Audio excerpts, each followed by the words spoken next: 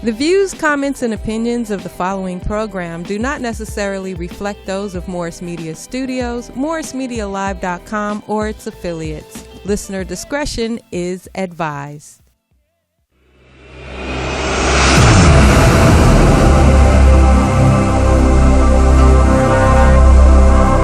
In 1867 alone, over 80% of all the black men in the former Confederate states registered to vote.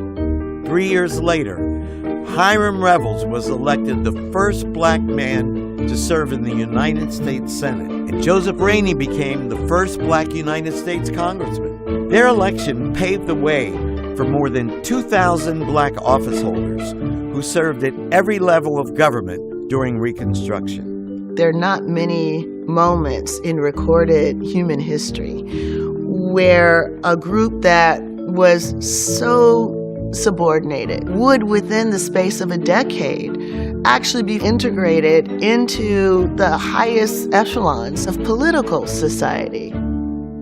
But the momentum wouldn't last.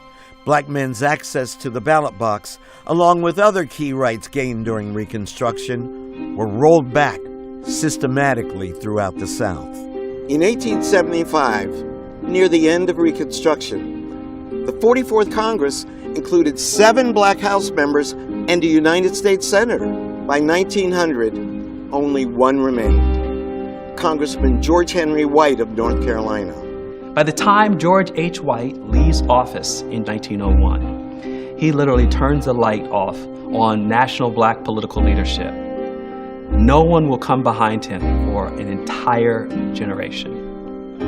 One of the cruel ironies of Reconstruction is that black people could claim certain rights in the 1870s that they would have to fight to reclaim in the 1960s. A sobering reminder that achievements thought permanent can be overturned and rights can never be taken for granted. Coming at you live on Crenshaw. Welcome to Melanated Politics. I'm David Harper. And I'm Eric Clark. Thank you so much for tuning in. Go ahead and call in at 323-815-4204 and tell us how you really feel. Mr. Harper, how's everything, my dear brother? Good to see you. Everything is wonderful. I voted yesterday, and I'm basking in this historical time we're in, and happy to be and very fortunate to be on this incredible platform known as Morris Media Studios. Thank you, Poetess. Thank you, Eric, for trusting in me. Thank you, Sheena. Let's go. Is voting really important? That's Absolutely. the number one topic on the menu, on a local level, on a national level. Tuesday, November 3rd, is one of the most important days in 2020 with respect to the American population. Donald Trump is making his case to melanated folks right now. Joe Biden is making his case right now to melanated folks. We'll see how it plays out. We'll see what happens. There is so much going on. An update on our dear sister Breonna Taylor. Also, different propositions that are straight up on the table, like this beautiful Morris Media sign in the state of California that affects melanated people right here in the greater Los Angeles area. So we're definitely going to touch on all of these topics. They are certainly on the menu, and we will see what happens, Mr. Harper. There's so much to talk about. I'm looking forward to for us to explore. Yes, looking sir. forward for our audience to explore and listen to what we have and call in again to 323-815-4204, and for us to really dive in, because Tuesday is going to be telling for our country. It's going to be telling for melanated people, and I think we it's important for us to be in this moment in history to talk about what we're about to talk about. Again, with Breonna Taylor, it's going to be some stuff there. You mentioned the props, and I'm about to slip and just get on right into it. So let's move along. I was about to let it rip. You see me catch myself. I'm excited. So yeah. We're at the smorgasbord. It's like we're at the buffet in Vegas. There was so much on the table. And guess what? You can actually watch your food get cooked live. How about that there? All right. Now that snake in the grass, Donald Trump, obviously he's at it again. Never underestimate the power of loyalty, my dear melanated brothers and sisters who I have the honor of doing this show for and on behalf of and with, that are incarcerated, that are in different parts of Africa, the Caribbean, and all over. Donald Trump is like Marcus Garvey to black folk. Donald Trump is the racist white folks Malcolm X. Okay, all right, okay, that's what you're saying. Okay, so what I'm trying to say is, we hail and we look up and we respect Marcus Garvey. Absolutely. That's who Donald Trump is to the Proud Boys, to these militias, to the far-right Republicans, to Fox News. He's Martin Luther King to Fox News. Let me break it down like an improper fraction. You have thousands of individuals standing out there, most likely will contract COVID-19 to hear this man tell lies. That's loyalty. What is the foundation of any relationship outside of trust and mutual respect? Starts with L, loyalty. So this election is clearly up in the balance. Now, according to national polls, whether you believe they're true or not, whether you're a conspiracy theorist or not, right now, Joe Biden, correct me if I'm wrong, David, he is about up 10% in the national polls. He's up 6% in the battleground states.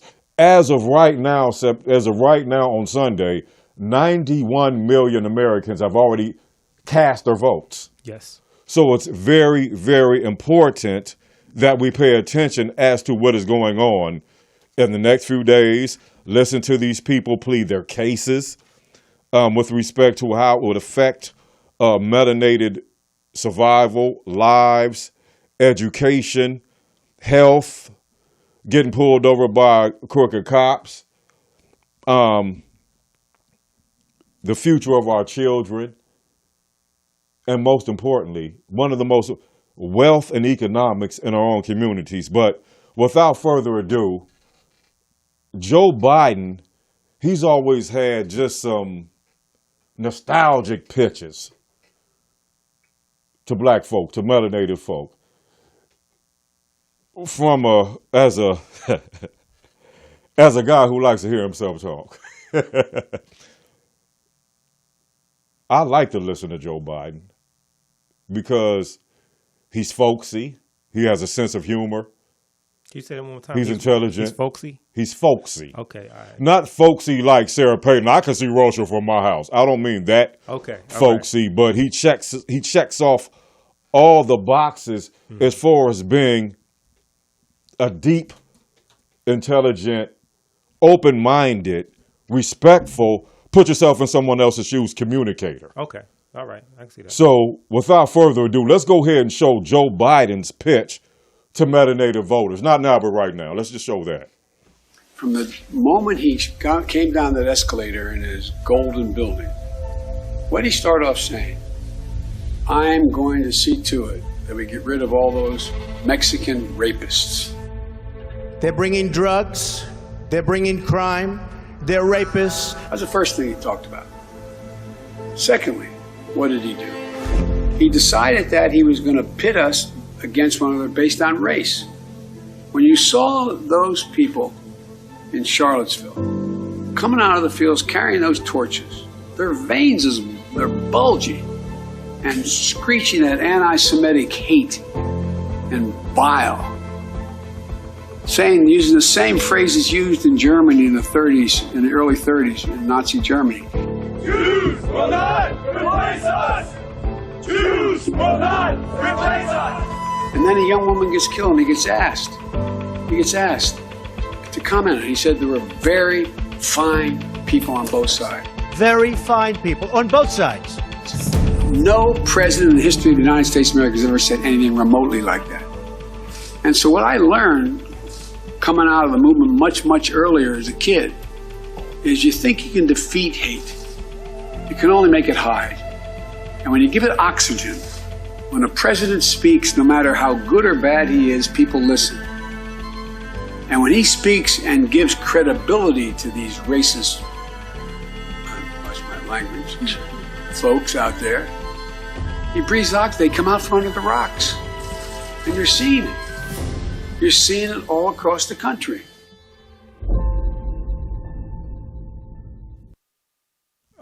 He couldn't. You know what? Him saying that, Joe Biden saying that that Trump gives it oxygen is the perfect yes, sir, analogy, example of why the Karens and why so many people feel emboldened to do, say, and act. I agree. And I think what you're going to see here, what you have right here, right now with Joe Biden is someone who is, let me make it clear. Let us make it clear. The black community, this is nothing new. Even from all the media conversation about Ice Cube, Lil Wayne, 50 Cent, whomever, that's, going to support Trump or just listen to Trump. Forget about support, not even listen to Trump. Majority of black folks, need to support where they're from. That's on the first. That's on the. You're right. That's on the conversation. Get me started on that. Black folks understand the oxygen all too well that we've been seeing. Joe Biden was making that conversation to white folks. That conversation was to the portions of white America that live in, whether you call it a bubble or blinders on, where race does not impact them, but don't experience race the same on any level. And you have someone who they can recognize in Joe Biden, whether they like him, dislike him, they recognize him, and they can. And when he says, in that moment, you can tell when a politician is being a politician, and we can tell when a human being is being a human being. And when Joe Biden talks like that, he's being a human being, relating to other human beings, to relate to other human beings that's not like them. Yes, sir. And that's why that oxygen comment was so powerful, because that's something that people that don't share the experience of melanated people can relate to. There's only the main reason why Donald Trump and the Trump administration, who have all been at these super spreading events, and a lot of them have contracted the coronavirus, as well as a lot of Mike Pence's homies. Mm-hmm.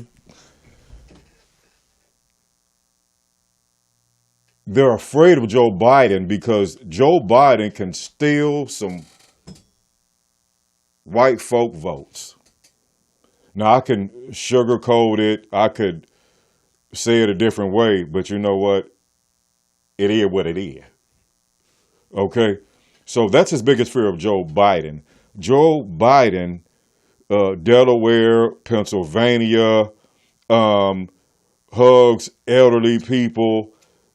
Even if we can recall their debate during their even if we can call their back and forth during their last debate, Joe Biden, a lot of his responses was always directly at the American people with respect to telling an American story, something personal, looking into the camera, talking about how Americans are suffering via the coronavirus, unemployment, small businesses having to close their doors and lay off workers, et cetera, et cetera. So Joe Biden, he has an excellent pitch. Now to my conspiracy theorist brothers and my brothers and sisters that don't support Joe Biden. I'm in the car. I'm on the road. Okay. Pass it to me next. I understand where you're coming from intellectually and according to the laws of common sense. You just made a very interesting point, my brother, and it's universal according to the psyche of the human spirit. Most of us are passionate about things that affect our lives. Brother, you from the East Coast. Mm-hmm. We're honored to have you out here. You in L.A. now, bro. Well, a lot of us have been affected life or death survival by the three strikes laws signed by Joe Biden. Now, Joe Biden has apologized, and black folks have accepted the apology for the most part. And I'll just say this to my melanated sisters and brothers. I just hope and pray and swear to God we accept each other's apologies like we accepted Joe Biden's and the rest of these politicians. Go ahead, bro. I think... and that's even more important than voting. Yes, absolutely. Absolutely. That's more We need to vote for each other's success. Yes. We need to vote for each other's black-owned businesses. We need to vote for each other's non-violent confrontations with each other. Yes. We need to vote for each other's children's success, like we did when, if you can live with anyone if you black, especially in the South. Yes. You know, just like the Reconstruction video show, 80% of black folk back then voted. So if voting is not important right now, it was. It was. Yeah, it was. It was. Yes. Everything that happens, and we'll get more on California later in the show. I promise you. Yes. We'll get more on California later in the local show. politics. Local politics. But all politics is local in the essence when it comes to how it affects melanated people, black and brown. And, of course, as Eric said, I'm from the East Coast, so the politics and the political power in the East Coast is definitely different than the West Coast, and it shows in the policies. Don't get me wrong. You have injustices and inequities all over this country. Cut somebody off when you leave here. It's going to show an attitude. Go ahead. But as you were talking about accepting each other's policy, basically in a nutshell, we have to learn how to heal and love one another. Absolutely. And that's really what it comes down to. Joe Biden right now, Joe Biden and the Democrats, and we'll get on more of this later with the Democrats and some of the Senate races. Right now, they understand that they have a certain amount of momentum. They understand that the country is fragile. They're not counting their chickens before they're hatched, but they know that this is a very fragile time, yes. And they know their credit, their license to do. If they end up coming out of this election on top, I mean because Joe Biden's going to have the help of black women, white women, Latin women, women period are in droves. And I got my data from someone close to me that's been doing the calls and everything. And what she told me was if Joe Biden wins this, it's going to be black women. Because she called in states like Arizona. She called in states like Nevada. She called in states like New Mexico where Latin women have been saying, yes. It's been just like with black women. So if this happens, that's going to be on the credibility. They have a certain amount of time to work. Yes, sir. And it's going to be a finite time. But if they do some things right, then they can build on and build on and build on. But that's going to take not just their work, but our work as a community to be engaged, to heal, love one another, and vote.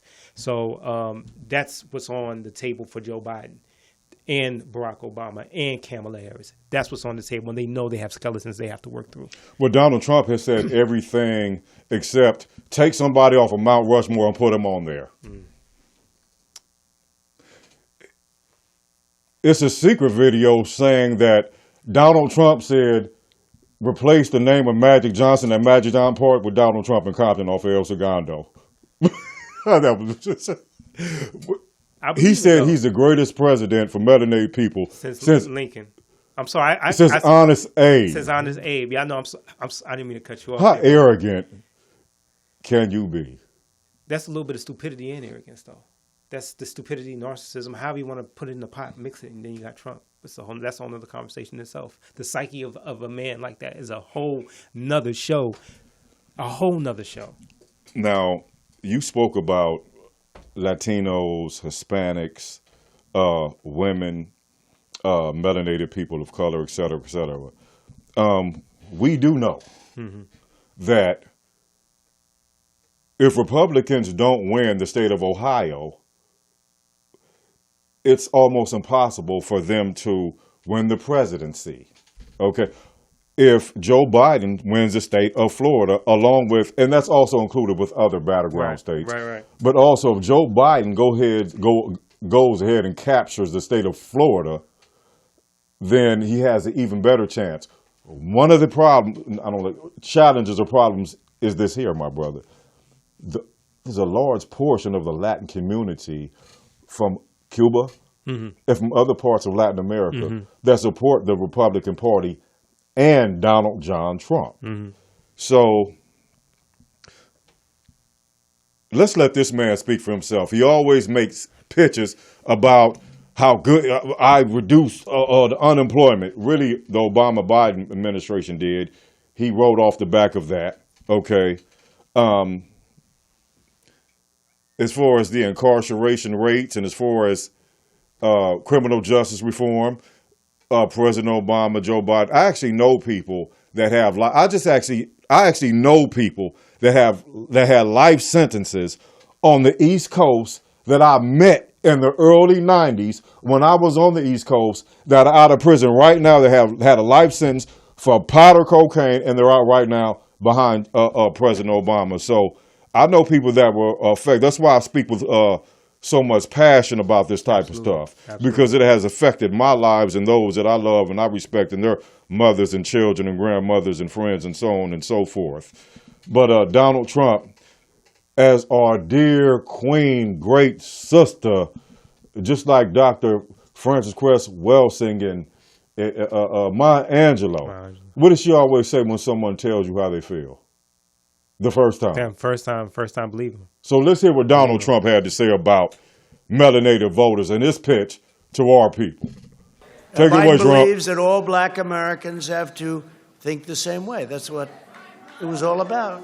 Today's Democrat Party is run by, he doesn't know black Americans like I do. That I can tell you. Today's Democrat Party is run by out-of-touch liberal hypocrites who stereotype you, disrespect you, and sell you out. They're only good for your 6-month period, 6 months before the election. And then they're very nice and they want your vote, and then they, as you say, I like that better than what I'm saying, they forget all about you. They're gone. Over the last 50 years, black Americans have mostly voted Democrat, but every day more black Americans are deciding that the old way is not working. 5 decades of evidence prove that Democrat politicians do not care about the black community. They only care about power for themselves, whatever that means. My opponent is offering black Americans nothing but the same old, tired, empty slogans. By the way, he's staying in again today. The guy. Hey, champ, if I lose to a guy that's like you losing to a fighter that, hasn't worked out in the last 6 months. This guy never goes out. It's terrible, huh? Oh, you better make sure we're not going to be very embarrassed. I lost to a guy that didn't campaign. You know why he's not campaigning? I guess it's an energy factor. So what the hell is going on? More people would give that more credence if it were not coming from Donald Trump. Because when you peel the scab off and get your feelings out of it and separate your psyche from your emotions, that did make some sense. Because when you look at kitchen table issues, melanated people, we have different kitchen table issues than other Americans. When I say you and I may get pulled over and be out there a couple hours when we leave the studio, regardless who we vote for, yeah, we ha he about that, but that's real. Will that change? A lot of people don't know. David, I put David Harper on the phone with a lot of my friends. And whenever they... Great conversations. Great conversations. They always ask, Eric called David. Eric, my son, my daughter has been living with me for 19, 20 years, over $100,000 in child support. Well, my vote changed that. Well, my vote changed blah, blah this, blah, blah that, blah, blah this, et cetera, et cetera. No, but it will change some things. That's how a lot of, as we said, and I don't mean to regurgitate the facts, ladies and gents, but it's how a lot of our African nations obtained their independence, whether it's Angola, Zimbabwe, Ghana, West Africa in general, South Africa, Mozambique, Chad, Ivory Coast, the Democratic Republic of Congo. Yeah. So we'll let you decide whether voting is important to your own personal life. But when you realize the facts we just put out there and attach that psychologically to the first video that we showed, we'll let you come up with your own conclusion. As far as Donald Trump's pitch to melanated voters, what do you think about that, David? Because he did say a few facts. He did say... What has changed on a major kitchen table survival success level in the black community since we have been voting for the Democrats as a block? I tell you, it's like we vote for the Democrats like you go home and your girl in the bed with somebody. You make her some tacos because it's Tuesday and say, baby, it's okay. That's how we are with the Democrats. I don't know if I use that analogy, but I get where you're coming from. The Taco Tuesday with my significant other in the bed, my wife in the bed with another dude, that's a whole other conversation. But what I will say about this pitch, let me start. I'm being objective. I know you're being objective, and I'm an independent. I'm the Democratic Party. I'm being objective. I'm going to be objective here. Some of his points were spot on. Some of Donald Trump's points were spot on. And let me rewind real quick from one. What would you say to conspiracy theorists? Or what would you say to our brothers and sisters that say, you know what, he is right. That's why I'm not going to vote. Okay, so I'm going to answer that question. Answer me that question in the next 10 minutes because I'm going to tell them why. I'm going to tell them not only why to the conspiracy theorists. And a lot of them, I understand, like, Eric's my brother. And Eric is a brother to a lot of people. I am a friend to him. He's my brother. But they might not trust what I say the same way. But when I say something that you say, the way you say it, and in the statement I'm going to make at the end of the show, they're going to have no choice but to understand how important it is and how it relates. But really quick, going back to Donald Trump, and let me go back to something you said in the beginning about Donald Trump and his supporters, and some of his supporters being racist. And he's the white folks' Marcus Garvey. He's the white folks' Marcus Garvey. Go ahead. Okay, so there's a certain segment of folks where he's that. And there's this other segment where he has been so good for people in their pocketbooks, in their accounts.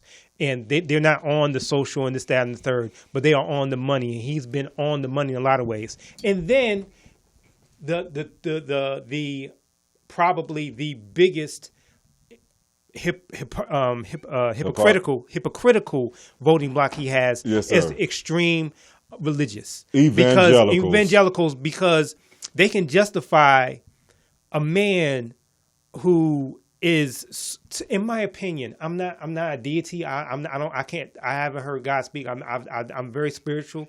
I feel him in different ways, but I can tell when someone's not walking with Jesus. And Donald Trump, I've never seen a Jesus walk like that.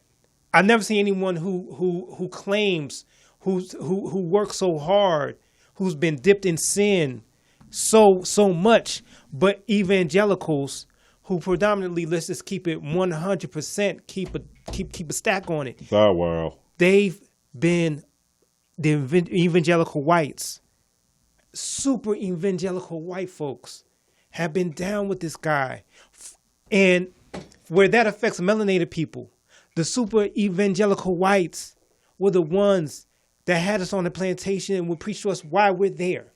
So you have to understand the blocks of people, all of them for different reasons. They're not a monolith. I can say that they're not a monolith. But going to what he was saying about the Democratic Party, the black community and the Democratic Party have a very challenged relationship. Absolutely. A lot of it's regional, which I will get into again in the state of California, why it's the way it is. But in so many ways, largely, it hasn't been the best. Absolutely. But if, as a community, we are playing the long game. Okay. And this is our time to step up. Okay. Well, what are we going to do? Because we have an opportunity to change the game. We have this opportunity. We haven't had this much political power, or we haven't been able to exercise this much political power in a long time. I can agree with that. So that's we're in this battle. We've been in the trenches from day. And if we built the trenches. We built the trenches. So are we gonna just walk? The question that black community is going to have, I was like, okay, are we going to walk away from the trenches that we about to get involved in, or we just gonna we're gonna walk away, we're gonna get in, because we're about to. Is it safe to say we're about to really make a point, make a statement? There's so many different. My dear brother, is it safe to say that a lot of melanated black folk voted for President Obama just because he was black solely? Yes or no? Yes.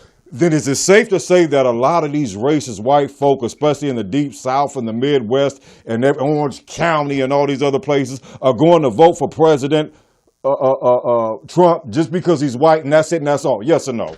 In some cases, yes. Who votes more, whites or blacks? Whites.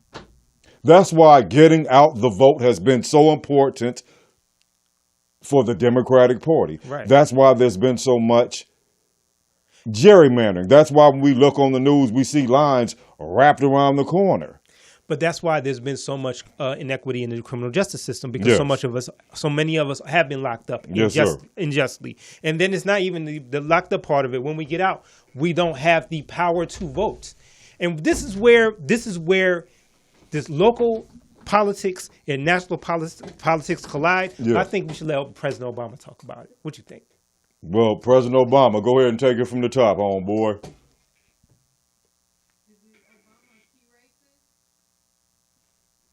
Yes. No, it's not. No, it's key race is another one. Obama is. I think so.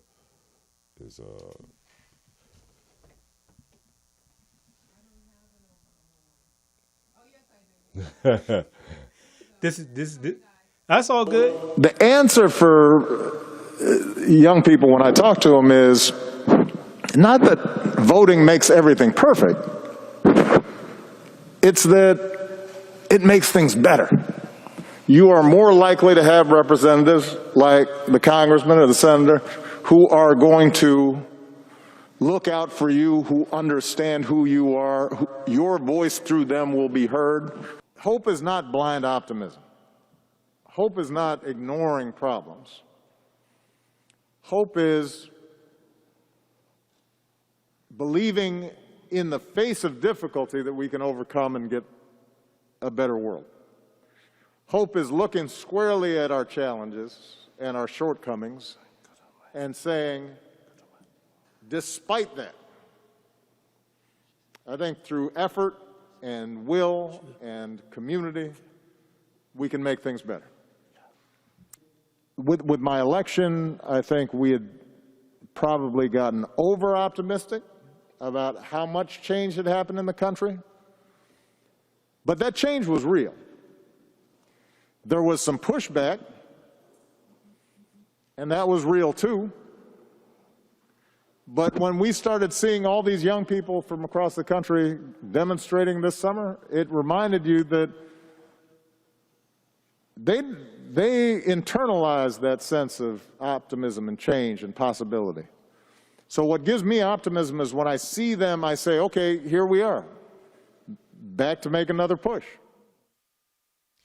Okay, ladies and gentlemen, the reason why that video with Barack Obama was so important is because that change, what he's talking about when he got elected, that change was real, but the pushback was real. But behind the scenes of the way our government pushed back was very real in a sense. I'm not going to get bogged down on his him being president, Barack Obama and his administration and what he had to go against. What I want to do right now is jump to the present. There are 3 Senate races that are basically a great example of the change in what we're facing. One, the Senate race in South Carolina with Jamie Harrison and Lindsey Graham. The reason why those races are important and why, again, the black folks' connection to the Democratic Party is regional and it's strong in some places and weak in other places, because black folks in the South and in parts of the Midwest and in parts of the East Coast, a lot of parts of the East Coast, the Democrats was the party, particularly in the South, was the party of freedom. It's the party. JFK went to talk to Dr. King in prison. He got him out of jail. That's well documented. And that's what solidified us. That's what solidifies it. And then Lyndon Baines Johnson with the Civil Rights Act and the Voting Rights Act with Dr. King and everybody else pushing them. That is evident in the South. Jamie Harrison is a senatorial candidate that's in a tight race with Lindsey Graham, and South Carolina was never supposed to be. That snake in the grass. That snake in the grass. Lindsey Graham that'll pull his pants down one minute and say, "Hey, I'm not going to do this," then pull his pants up and say, "Hey, I'm not going to do this," and contradict himself several times. There's video of it, no exaggeration. The fact that the race is basically tied in South Carolina shows the power of black people, along with the community in South Carolina saying we got to make a change. And that's powerful. Look for those races. That's where the power of where your power of voting changes things, because it changes a mindset, a way of America, the way America has been so long under Republican rule in parts of the country.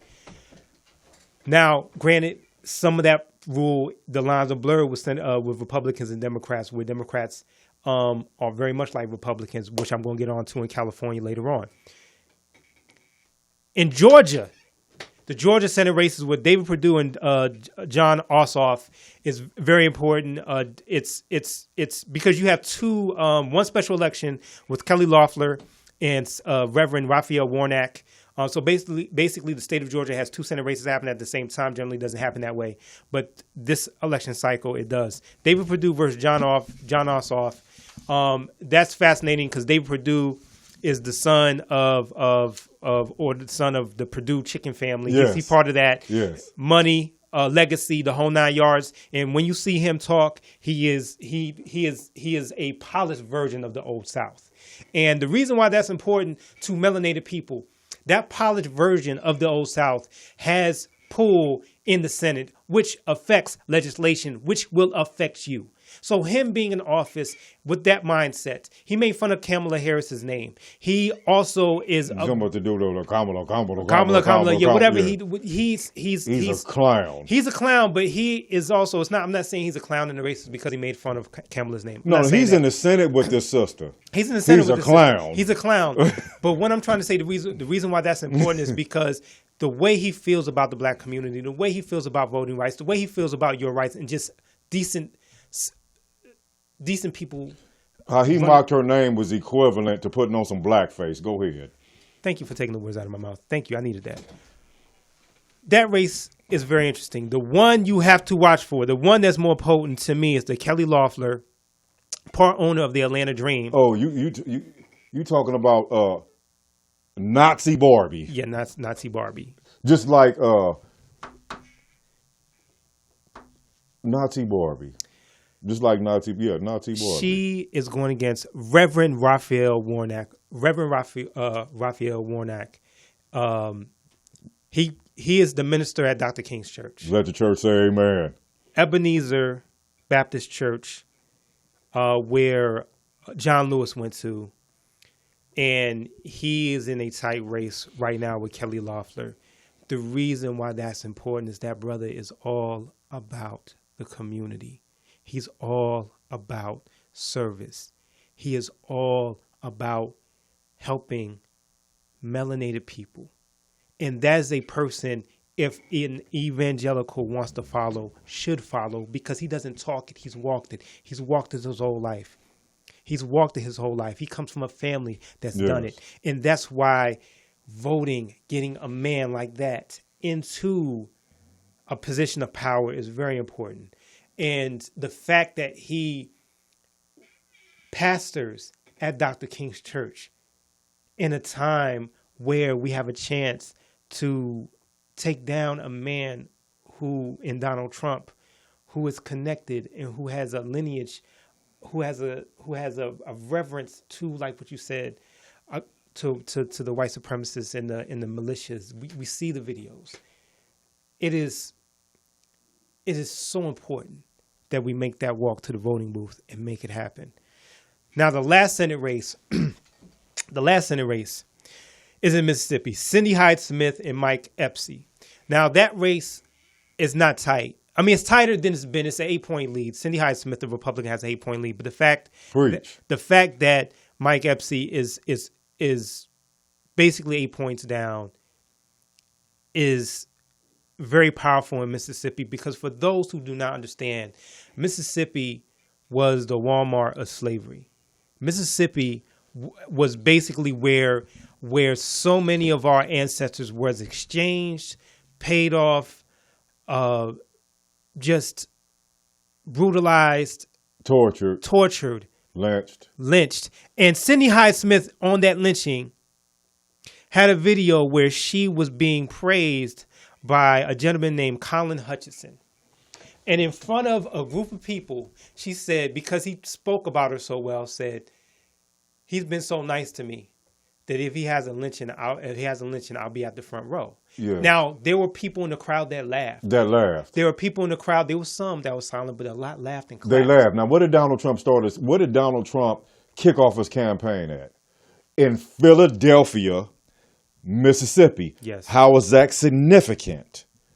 Philadelphia, Mississippi is where those two young Jewish young men and that brother. Yeah. Basically, the movie, The Mississippi Burning. Yes. True story. True story. Philadelphia, Mississippi. Yes, true story. Donald Trump launched his campaign in Philadelphia, Mississippi, the direct spot, the soil where the movie, The Mississippi Burning. Watch The Mississippi Burning. Watch that whole city. That's what Donald Trump kicked off his campaign at. And you tell me that there's not a difference between him and Joe Biden. And you tell me there's not a difference between the Trump supporters and the Biden supporters. No matter who you vote for, there is a difference.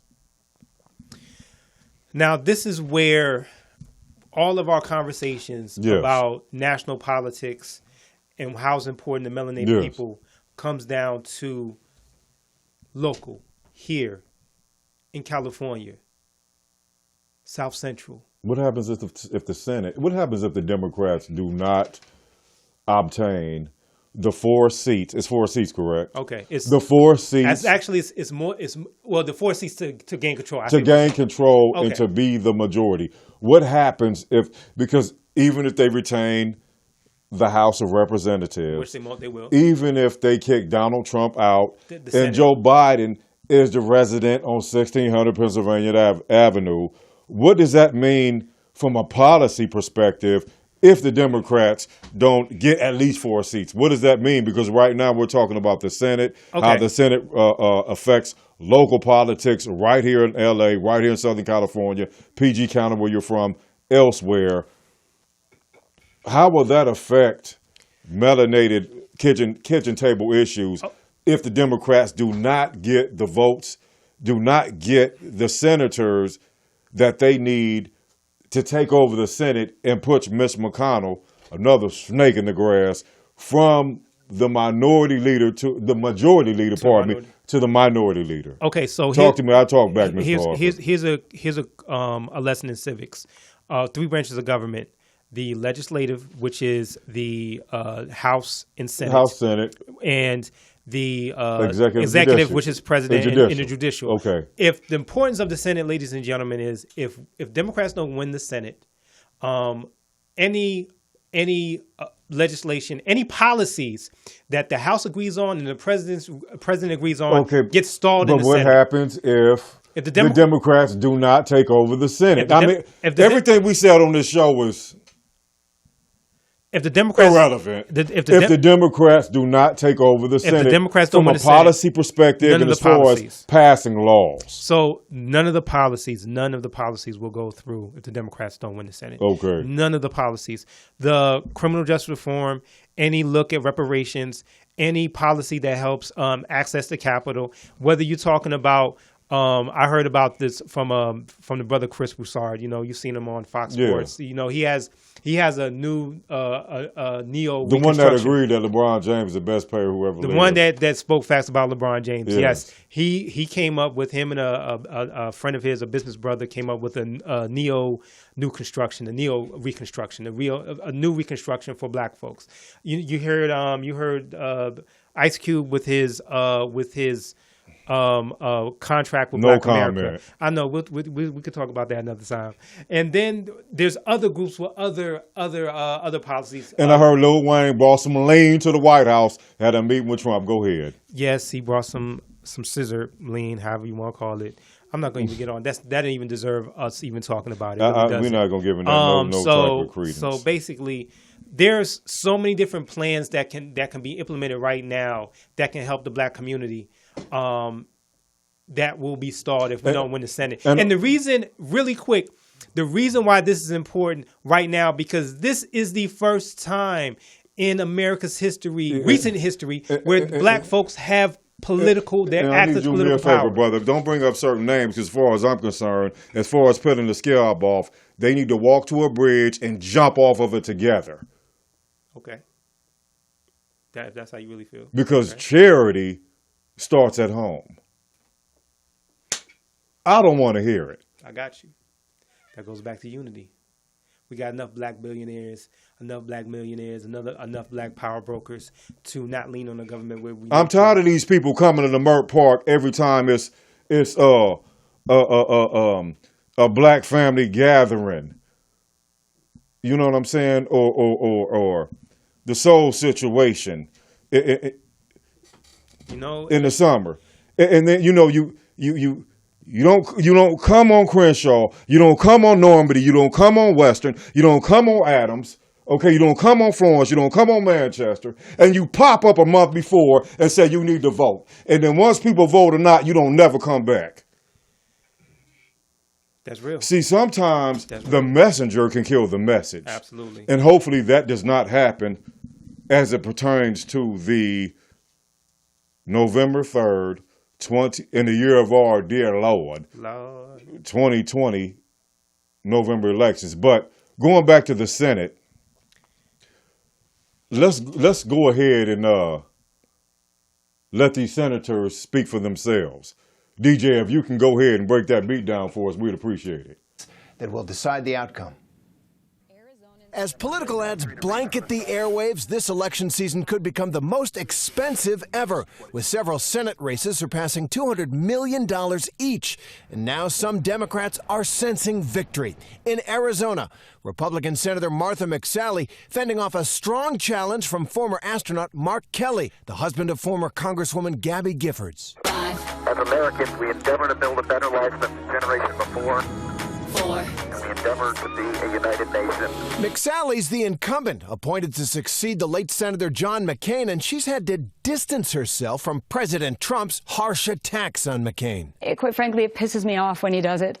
In South Carolina, Trump ally Senator Lindsey Graham is in the fight of his political life, begging for cash on Fox News. The internet's melting down, but there is an absolute desire to take me out. LindseyGraham.com. I need your help now more than ever.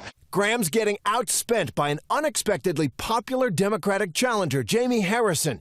He's shattered fundraising totals and unleashed a barrage of attack ads. He's attacking us, opposing help for South Carolinians, refusing to extend the COVID unemployment benefits, saying, over our dead bodies, this will get reauthorized. This just one of many races showing longtime incumbents in jeopardy. In Maine, Republican Senator Susan Collins infuriated many voters with her vote to confirm Supreme Court Justice Brett Kavanaugh. She's struggling to hold on against Democrat Sarah Gideon, who raised nearly $400 million in just 3 months, making this one of the most costly Senate races in the country.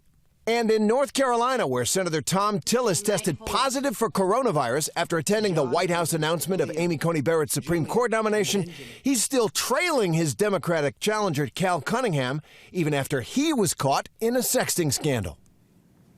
And overnight in the Supreme Court, Democrats scoring 2 victories there. The justices turning back efforts by Republicans to block election officials from accepting ballots, absentee ballots made that it will arrive after Election Day. 3 days after in Pennsylvania, 9 days in North Carolina. The justices declining to do that, saying it's just too late in the day, but they said they could take up the cases afterwards.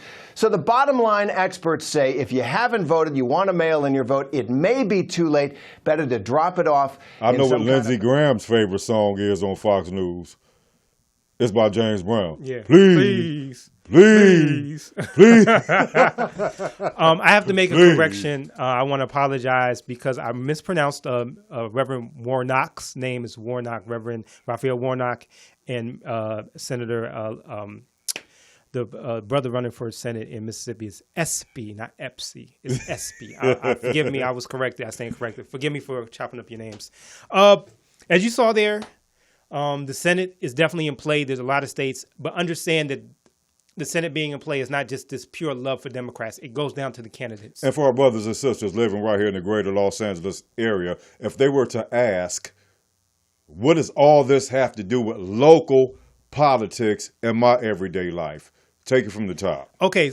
Again, as I said before, being from the East Coast, PG County, which I love, I never knew in California, melanated brothers and sisters was going to have the state on their necks and pull the rug under them. It's really, in my 3 years being here and being with my brother here, Eric.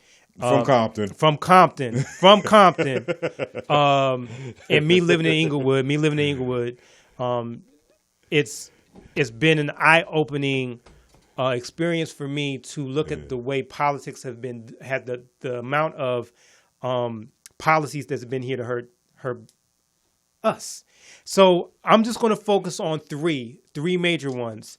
Which are the first one is Prop 16. Which is the return of affirmative action.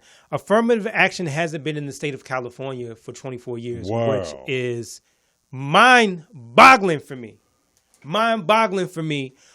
Because it's just with all the money that's flowing here, California has the largest economy in the state in the United States, and it's the seventh biggest GDP around the world. 3.7 trillion, I believe. Yes. And the fact that the black community only makes up 5.8% of the state, but are dealing with most of the struggles. Yeah.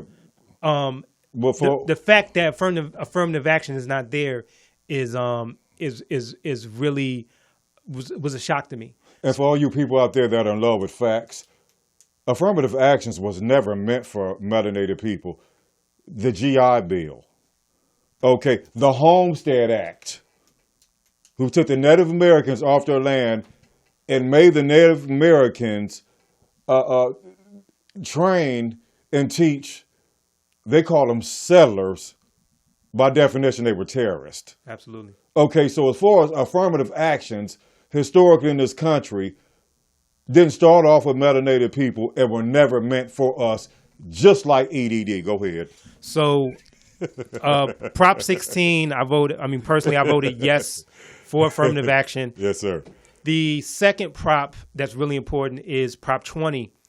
This is another one that just messed me up. Prop 20 basically is a prop to make it tougher for parolees to get out of their sentences, and make it basically having parolees, people that are transitioning out of the prison system, keeping their criminal sentences sentences stronger, and also adding 2 new laws.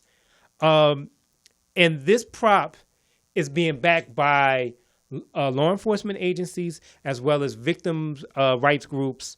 And I have to give it to News One here in California, here in LA. News One did a piece on a brother that basically was able. The brother was homeless, basically, in the streets to survive.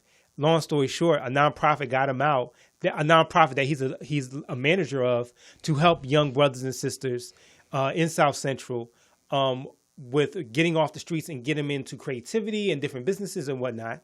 And you see the good in that. On the flip side, they showed a sister who was really disappointed that this law could be passed because, and this goes back to healing to one another. They had this sister, I don't want to say she was a poster child, but she was a spokesperson on wanting Prop 20 to be passed because she feels that some of these people should not be rehabilitated. The law should be tougher. And she was sitting in a church while she was talking about it. So I voted no on Prop 20 because I know that the criminal justice system, and we all know the criminal justice system was basically a mechanism to attack black people basically after slavery, they didn't really physically need us anymore because of the increase of industrialization in the North, which led to the Civil War, not Lincoln, freeing blacks. Black revolutionary, rebellious people that were down for revolt freed themselves. So that go ahead, brother. And then real quick, that's a no on Prop 20, and you speaking facts. Prop 25, cash bail. Wow. Cash bail. Basically, we are an industry. Black people are an industry, not just for sports, entertainment, but for the criminal justice and for profiting in the criminal justice system. The bail industry wants cash bails to exist. Prop 25 gives judges the opportunity to see if the person is a low risk or high risk. Okay. And so that way, hey, if you're low risk, you get to come home. If you're high risk, we got to talk about this for a little bit. But if you're low risk, you get to come home instead of if you don't have the money. Man, in the state of California, brother, the state of California is giving out time like Costco's is giving out samples. Yes, absolutely. And we're tired of it. Absolutely. Because there's a discrepancy in the system. You a lot of these brothers and sisters, rest in peace, Breonna Taylor and Ahmaud Arbery and Tamir Rice and Trayvon Martin and all these different brothers. We keep saying their names because if you stop saying their names, people forget. Absolutely. We'll never forget. And to the Breonna Taylor, real quick, I want to say this. Jurors came out, juror number 1 and juror number 2, their faces were hidden. They were on with Gayle King. They talked about how Daniel Cameron never put the option of murder on the table. He never did that. He never did that. The Attorney General is voted in. That's where voting matters. And going really back to why this matters with the props and local politics and national politics. Amy Coney Barrett, who just got elected to the Supreme Court, she basically voted on a case. She voted on a case where a brother. She felt like black men had the right to bear arms, but not a right to vote because that was a moral thing. That's where all this comes into play. And my last point to all this, really quick, to what Eric says to all the non-believers out there: politics is war without bloodshed. Voting is your weapon, and if you don't vote, that means you're either surrendering or you lying down to the sword. So you got to choose what you're going to do.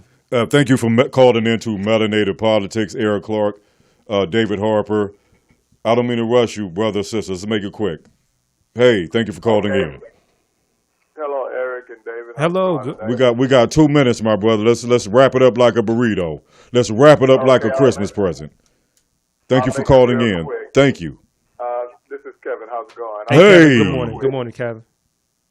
It looks like the issues are the coronavirus, taking the Senate and going ahead and stacking the Supreme Court since Leslie Graham wanted to play unfair. Yeah. And it looks like affirmative action is a thing in California, but it needs to be monitored Yes. and really overseen, because a lot of times that funding doesn't reach melanated households. Absolutely And right. That's why others are included as a part of the affirmative action crowd. Mm-hmm. So for the most part, I think the thing is, in the next day or two, is not to let Donald Trump confound all the issues and just focus on the few pertinent issues. Yes, sir.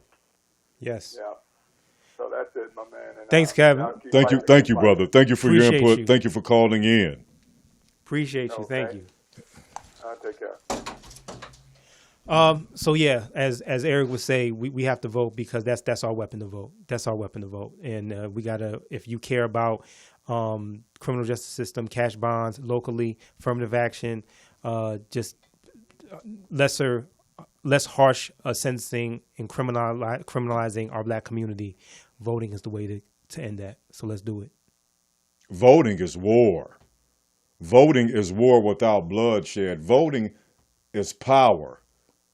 Now, yes, when we vote someone into office, we are giving them power. And what we are also doing is holding these people to their word. Now, we can sit on the sidelines and not vote and not hold them to their word, or we can vote those that we feel have our best interest, vote them in, hold them to their word, and deal with the consequences afterwards. We need to seize the time. It's very important. Thank you so much, ladies and gents, for watching Melanated, which is the melanin that's in our DNA and running through the soil and the atmosphere of the universe that has been passed down to our Creator, to our brothers and sisters, that makes us the first and the last people on Mother Earth. We have the power if we stick together, if we don't judge each other, if we start doing more business together, if we continue to empower our communities. Let's make it happen, y'all. Thank you for watching. For David Harper, Thank you. I'm Eric Clark. Peace. We're out.